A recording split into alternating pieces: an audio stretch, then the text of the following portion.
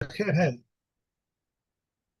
If Anita put money into her mouth and she went down and immersed herself, she is purified of her tumor, but she's still tummy on account of her saliva. If she put her hair in her mouth, or she clenched her hand, or pressed her lips together as if she did not immerse, it's as if she did immerse herself. If one holds a person's utensils and immerses them, they remain tame. But if he rinses his hands in water, they become tahu. Reb Shimon says he may loosen his hold on that water so that water should enter in between. Concealed areas and folded areas do not require that water should enter into them. The following items are to read in the case of a person: woolen threads, linen threads, and the ribbons of girls' heads. Reverend Shimon says those of wool and of hair do not intervene because the water passes between them. The entitled hair of the chest, or of the beard, or of a woman's private parts, their rheum outside the eye, or an incrustation outside the room with a plaster on it, dried sap, incrustations of dirt on one's body, dough under the nails, beads of a foreign substance, slimy mud, potter's clay, slimy puddles. What is meant by slimy mud? It's a mud found in pits. It's stated, and he raised me from a tempestuous pit from slimy mud. What is meant by potter's clay? Its literal meaning, Rabbi Yossi declares tower if one immersed with potter's clay, but if he declared kame, he immersed with sealing clay. What is meant by slimy puddles? They become when dried up studs of the roadway. In these types of mud, we would not immerse ourselves. Or no may we immerse them, but we may immerse with any other mud if it is wet. One may not immerse himself with dust on his feet, or one may not immerse the kettle with soot on it unless he rubbed it off. Okay. And now the other side of the coin is the things that are not a chatzitza. Okay, and we're going to follow the pattern of the previous Mishnah to say the converse of these cases. So kilke harosh. So if a person has tangled hair, so tangled hair is not considered a chatzitza. Apparently, people were less makpid on that for some reason. Again, all of these things I think change according to what the norm is in society. Like I would imagine that nowadays having tangled hair on your head is people are a lot more makpid on their looks and looking with hair, smooth hair and whatever. So it would probably you might have a discussion about whether or not this is actually a chatzitza or not. But here in the Mishnah time, it's saying it's not a chatzitza. Beis shechi, if you've got underarm hair that's tangled. There people are not so makpid. Okay, beis hastarim beish, and a man's pubic hair.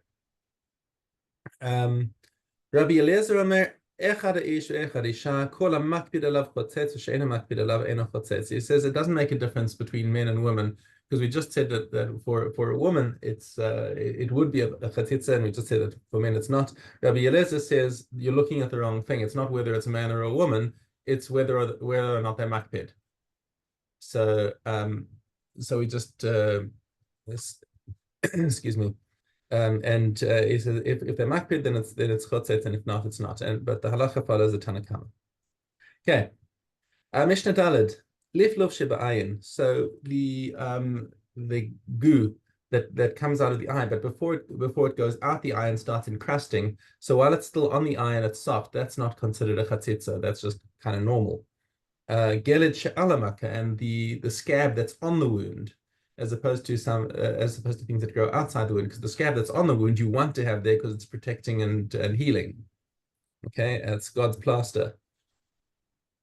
Okay, usraf halach, wet resin. So wet resin before it dries is will wash off easily. So that's not considered a chatzitza. Okay, the use of the word tsoa over here is interesting, because normally when you hear tsoa, that's talking about excrement. But that can't be the case, because we're saying here that's not a chatzitza because people are not makpid on it, and I just don't know who's not going to be makpid about having excrement on their body. It must be talking about just simple dirt. Okay, so simple dirt that's on his flesh. And also dirt that's under his nail. Now hold on a second. We just saw 2 Mishnayos ago that if you got dirt under your fingernails, that it is a chatzitza.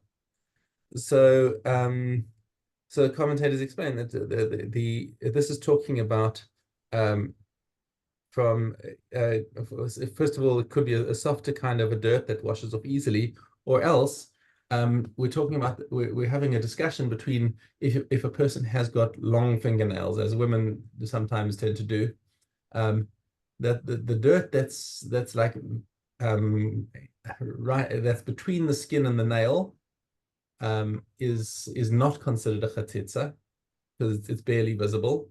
But if there's dirt on the extension of the nail, that's not directly over the finger, that is considered a chatitza because like you can see it easily and it looks ugly.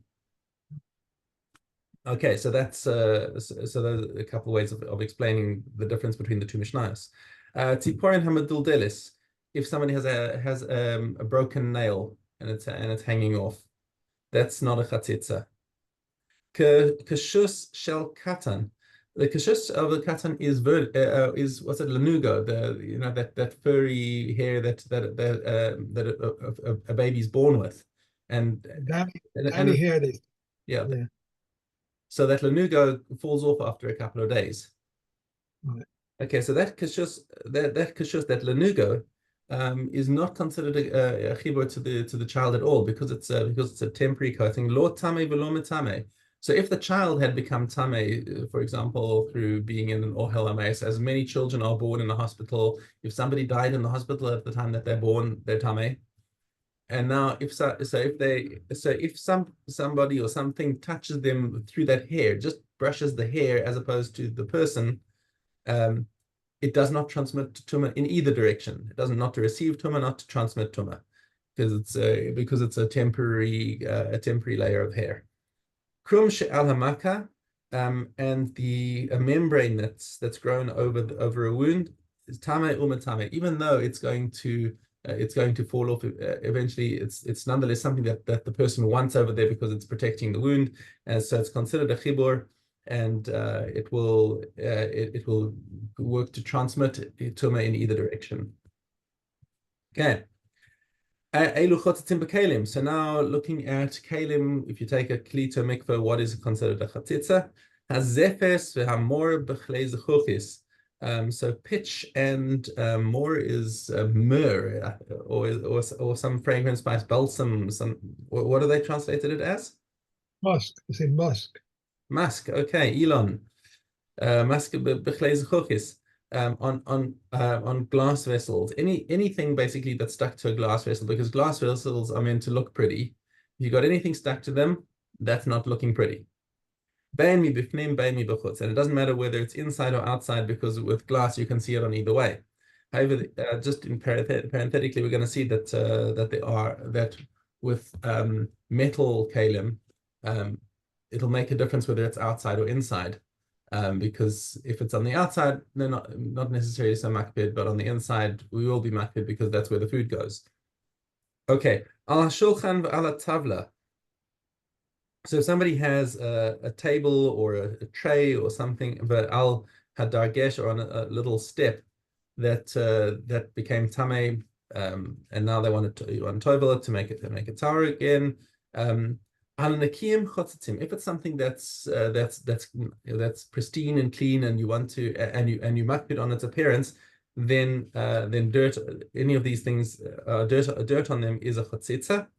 But if it's something that's already worn out and scratched and has got dirt on it, then dirt on something like that is not considered a chatzitza, because you're not makpid on its appearance, and that's just the way it is. Al mitos balabayis, toveling a bed. Here we go, toveling a bed of balabayis. Balabayis over here is talking about sort of average middle class kind of person, which is people like their beds to be clean, and therefore it's a chatzitza. A dirt on the bed is a chatzitza. Al shel oni, however, a poor man who's already like just his standards are much lower. Eno chotzetz. Al ikuf shel balabais, on the saddle of a balabais, it's a chatzitza. Al shel zakakin, but for on the saddle of zakak is a Household. no, the next one is a Uh, the a water skin carries it. what On is the going paddle sack of the householder, it does intervene, but on those of a water skin carries, it does not. right, because this is for industrial use. So they're not makpid on it. It's not for prettiness. It's not for their comfort. It's just this is industrial use stuff, and we don't care about it. This is a chatzitza. Al hamardea chotzetz. Al hamardas chotzetz.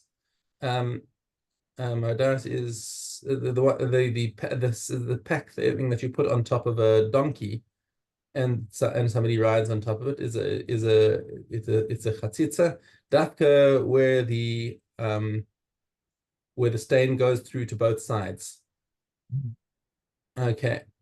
Rabban Shin ben Gamliel Omer ad ke'isar ha'italki. He says the minimum size of a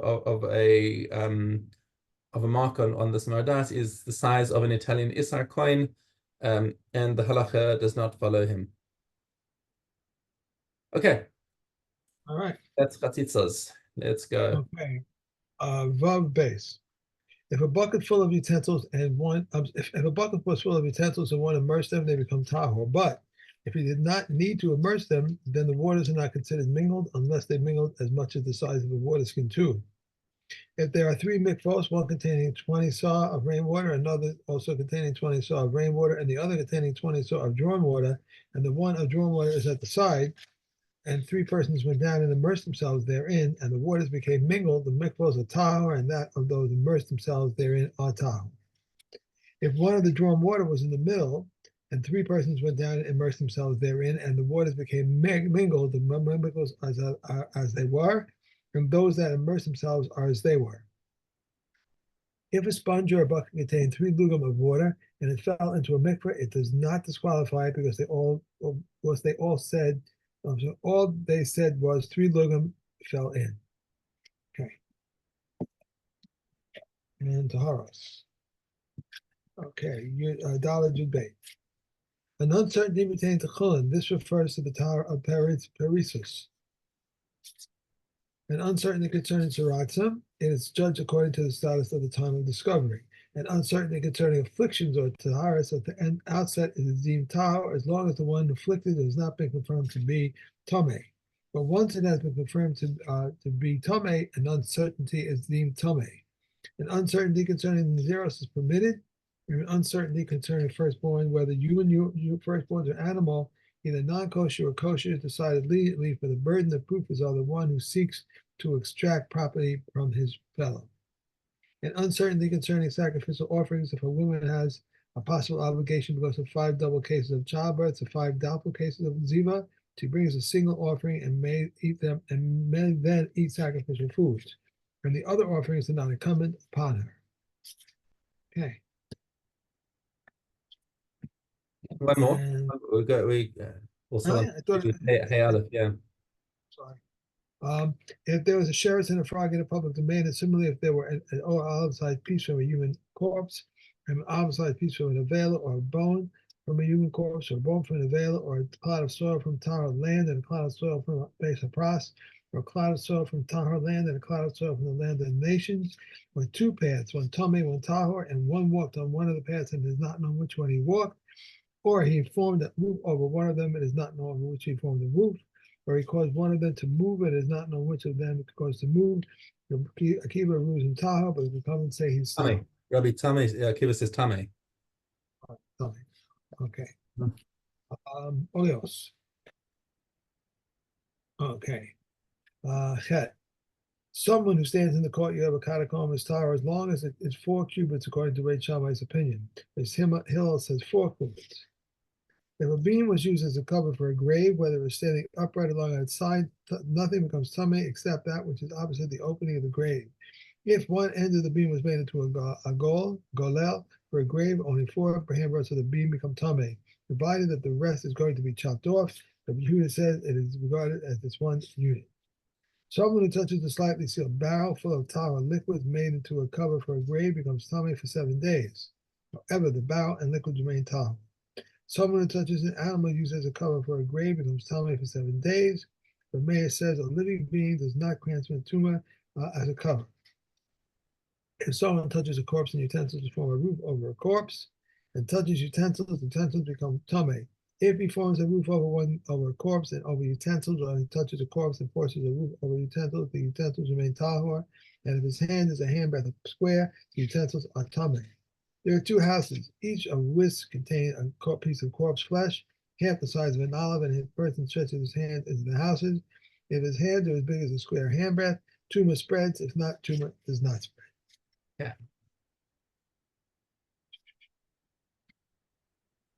And Hulin bet. A person may wrap meat and cheese in one cloth as long as they do not come in contact with each other. Rabbi Shimon Gamliel says two travelers may eat at the same table, this one meat and this one cheese, without apprehension. If a drop of milk fell upon a piece of meat, if there is enough of it to impart flavor to that piece, it is prohibited. If he stirred the pot, if there is enough in it to impart a flavor to that pot, it is prohibited. As for the udders, he must cut them open and extract their milk. If he did not cut them open, he does not transgress a negative commandment through them. As for the heart, he must cut it open, extract its blood, and if he does not cut it open, he does not commit a transgression through it. If one brings a fowl with cheese on the table, he does not transgress a negative commandment. The meat of a kosher animal with the milk of a kosher animal is forbidden to cook and is forbidden for benefit. If meat of a kosher animal with the milk of a non-kosher animal and the meat of a non-kosher animal with the meat of a kosher animal is permitted to cook and is permitted to benefit. Rabbi Akiva says, beast and fowl are not prohibited by the Torah because you shall not cook a kid in his mother's milk, as stated 3 times. This excludes beast, fowl, and non-kosher animals. If Yosef Gamili says, it says, you shall not eat of any avela, and it says, you shall not cook a kid in its mother's milk. What is forbidden because of the Zela is forbidden to cook with milk. Accordingly, fowl, which is forbidden because of the Zela, one would think that it may not be cooked with milk. Therefore, Scripture says in its mother's milk, this excludes fowl that has no mother's milk. Okay. Sota.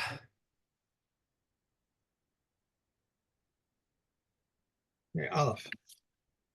A betrothed woman and a woman awaiting Yibam neither drink nor do they receive payment for the marriage contract. It is said, when a woman strays from under the authority of a husband to the exclusion of a betrothed woman and a woman awaiting Yibam and a woman awaiting Yibam, a woman married to a Kohen Gadol, a divorcee, or a woman who received a Tzila, a Chalitza, married to an ordinary Kohen, a Manzeris, or a Nethanite, married to an Israelite daughter married to a Mamzer or a Nissanite, neither these drink nor receive payment for their marriage contract. The following women also neither drink nor receive payment for their marriage contract. One who says, I am defiled, and one about whom witnesses testify that she is defiled, and one who says, I will not drink, but one whose husband said, I will not give her a drink, and one whose husband cohabitated with her on the way receives payment for a marriage contract but does not drink. If their husbands died before they were able to drink, but Shammai says they receive payment for the marriage contract, but they do not drink. Beis Hillel says they neither drink nor receive payment for the marriage contract. A woman pregnant by a previous husband, a woman nursing a child by a previous husband, neither drink nor receive payment for their marriage contract. These are the words of Meah, and the Coven say he can separate from her and take her back after a period of time. A sterile woman or an old woman or a woman who cannot bear children neither drink nor receive payment for their marriage contract. If Eliezer says he may marry another woman, can be fruitful and multiply from her. And all other women either drink nor do they not proceed, and they do not receive payment for their marriage contract. Okay. And Right, and let's do a Hadron yeah, the quorum. Okay, Dalit. Dalit, right, yeah. I think I missed something. That's right, Dalit. No, but I forgot to take out the other one. Oh, what were we doing? We were doing something else today. Yeah, we're doing Shabbos. Shabbos, that's right. I forgot to take it out. How is he like both men and women? One incurs guilt for smiting him and cursing him as with either men or women, and one enslaves him unwittingly must go to the exile. And if intentionally he is executed, as are men and women, and his mother brings on account of him a sacrifice as for men and women, and he eats only holy things in the provinces of men and women, and he inherits all the inheritance men and women do. How is he like neither men or women? Teruma is not burnt because of the uncleanness of his flocks, nor is he liable on account of entering the temple, neither like men or like women, and unlike men or women, he is not sold as a Hebrew servant, and he is not vowed either as a man or a woman. If a man says, may I be a Nazarite, if this one be neither man nor woman, is a Nazarite. If Yossi says, and the Hamadite is a creature of its own, and the Talmud could not decide if he was a man or woman, but not so a tumtum was sometimes a man and sometimes a woman. Okay. Adon Allah, Maseches Zeraim.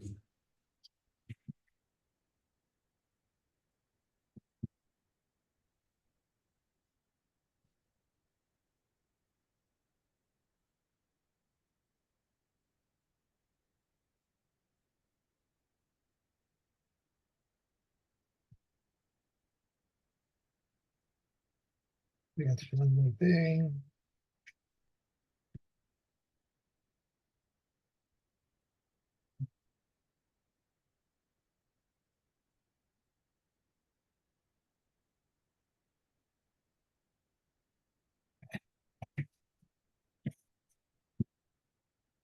Shabbos Aleph. Yeah.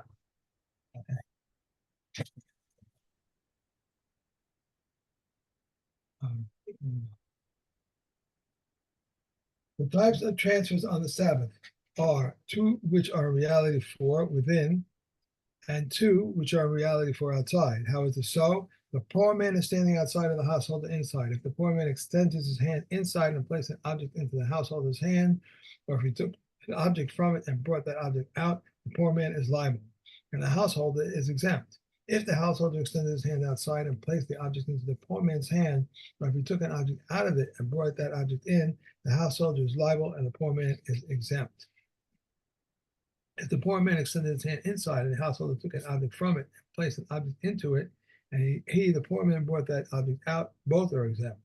If the householder extended his hand outside and the poor man took his object from it and placed an object into it, and the householder brought that object in, they are both exempt. Okay. That's it. Answer your last question real fast.